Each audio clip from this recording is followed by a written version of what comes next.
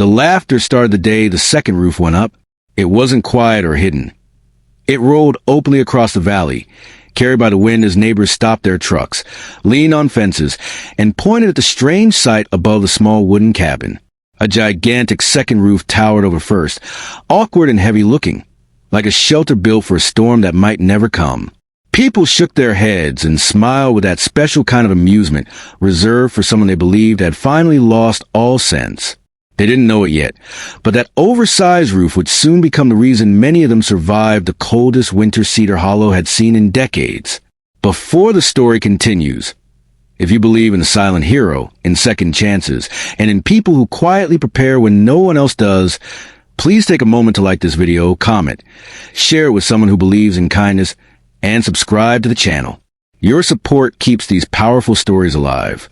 Her name was Margaret Collins, a 41-year-old widow who had moved to the outskirts of Cedar Hollow, Montana, after life stripped her down to the bare essentials.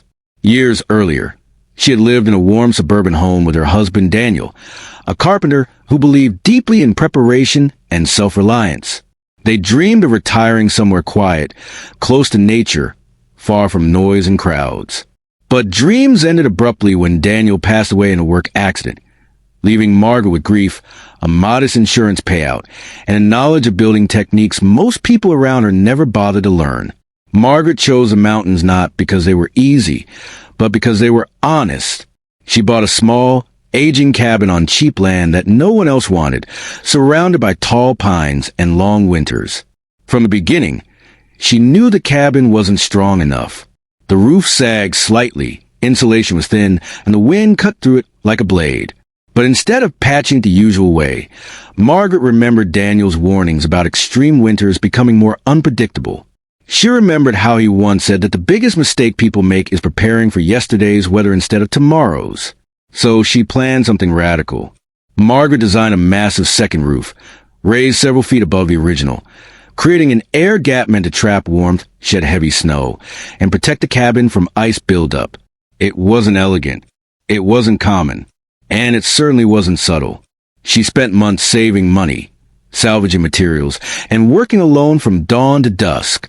Her hands blistered, her back ached, and all the while, the neighbors watched.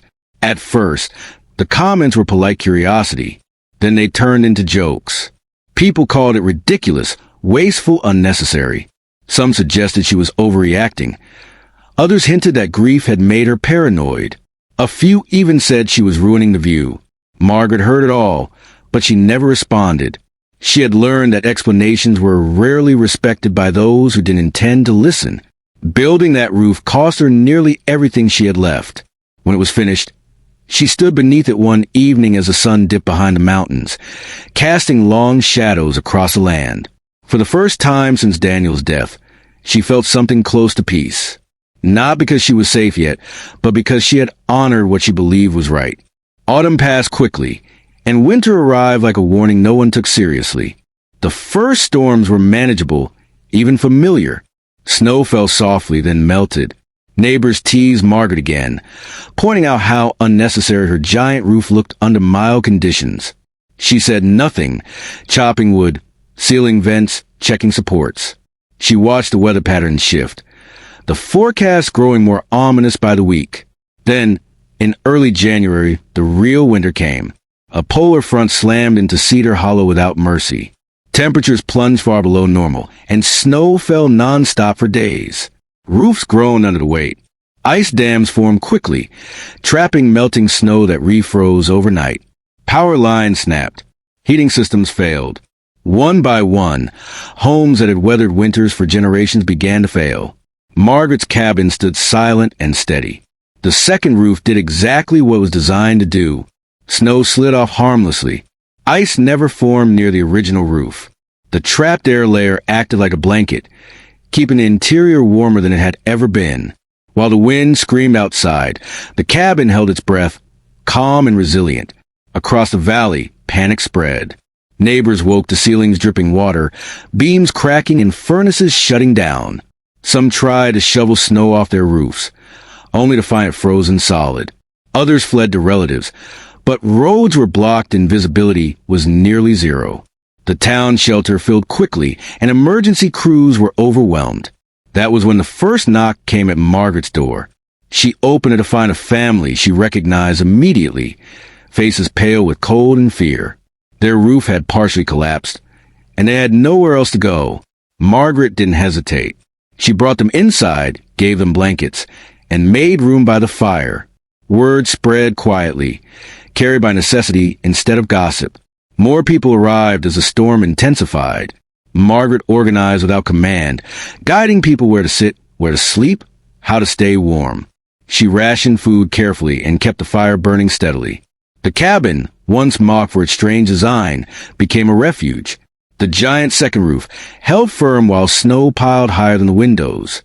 Children slept safely. Elderly neighbors cried in relief. Pride dissolved in the face of survival. When the storm finally broke after nearly 2 weeks, Cedar Hollow looked different. Several cabins were damaged beyond repair. Some roofs had collapsed entirely. But Margaret's cabin stood untouched, snow-free and strong.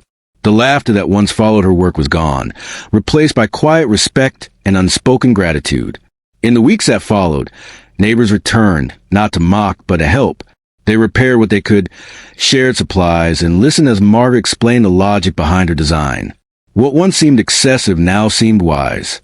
Soon, others began building second roofs of their own, adapting her idea to protect their homes from future winters. Margaret never said, "I told you so." She never needed to. Her strength wasn't loud. It was patient, and it changed the community more deeply than anyone expected. Cedar Hollow became a town that planned together, prepared together, and looked out for quiet ones who worked without applause. Near the end of this story, if it touched your heart, if it reminded you that preparation and quiet courage matter, please take a moment to like this video. Share it with someone who believes in resilience, and subscribe to the channel. Your engagement helps stories like this reach the people who need them most. Before the ending, we have a special request for you. Please comment roof if you believe that wisdom is often misunderstood before it's needed, or share a moment when someone laughed at your preparation until it saved the day. Because sometimes the people who build differently aren't foolish at all. They're just ready for the winter no one else believes is coming.